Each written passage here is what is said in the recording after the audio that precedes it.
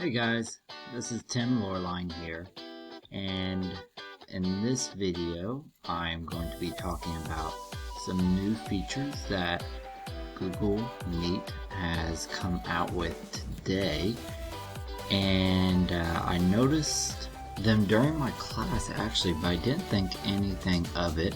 I was actually just focused in on helping out the students and what we were going over, but it wasn't until I was scanning Twitter and I noticed someone posted about the chat box being changed and everything that I decided to go back and look a little bit into those changes and what those changes mean. So some of the new changes that I've noticed, and one that we have discussed and gone over since the beginning of the year, is turning off the chat. Now, of course, to do that, there's a couple ways that you can control that. Of course, you can go up here to the chat with everyone, and then right here where it says let everyone send messages, you can turn that off. Now you, of course, the host, can actually still send messages out. Please complete the homework, and whoever is in that chat with you, which of course it's only me right now, so I'm just talking to myself, but anyone else in that chat will see it. Now, students won't be able to respond, so if you have students at home who still need the help and you want them to use the chat box, that is something you can use. But if it's maybe during instruction to where you want to turn it off so students aren't messing around, that's one thing you can do. Now, of course, all you have to do is toggle it over. Now students can respond. The other way that you can turn this off is you have this little lock button, and it says host controls.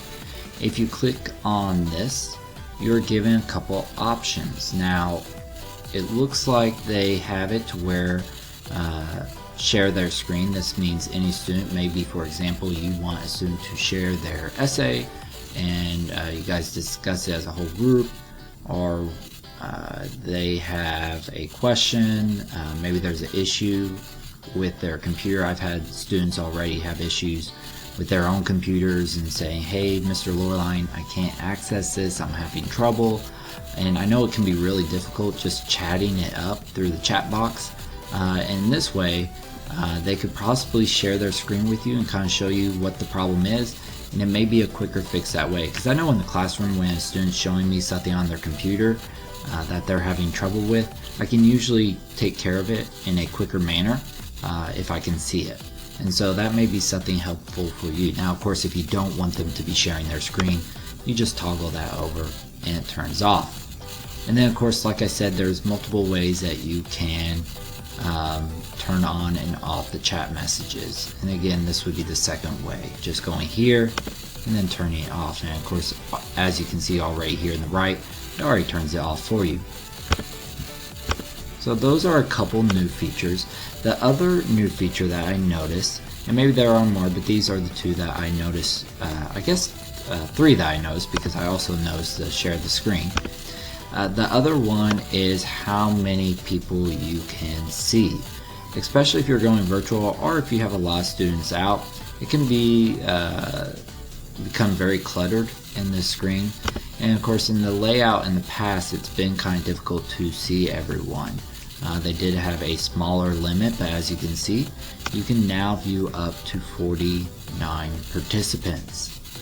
So you can just do the auto, and that kind of shows different screens here. You can do the tiled, where if I were to do the tiled, I would have boxes all throughout this of my different students.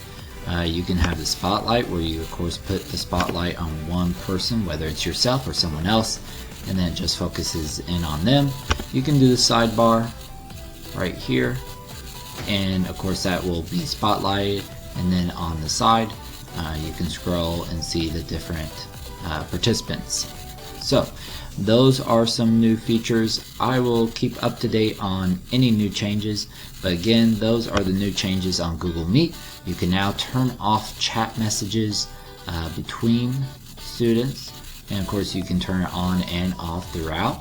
So if you are wanting students from home to send messages to you while you are kind of walking around class, you can have them do that Then of course during instruction period you can turn it off so they are not getting off task. And then again, you can have students sharing their screen, especially this would be very important if a student's having problem accessing something and having computer problems, and maybe you can help them. Again, I know for me personally, it helps me if I can see their screen. And last but not least, the layout. You can now view up to 49 students. So I hope this video helps out, and I hope more changes come soon with Google Meet.